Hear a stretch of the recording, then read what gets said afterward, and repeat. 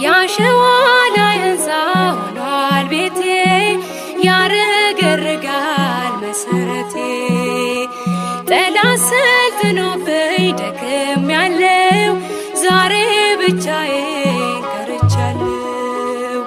በቤተ መቅደስ ያሳደግከኝ ለአፌ ጥበብን ያስተማርከኝ የልጅነት አምላክ ወዴት አለ?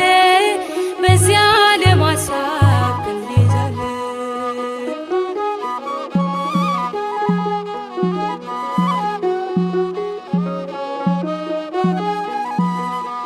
አባካኝ ሆኛለሁ አመፀኛ ለዚያ ለማጥያት የማልተኛ ነፍሴ ተንገላታች በመከራ ማን ያገናኛት ካንተ ጋራ?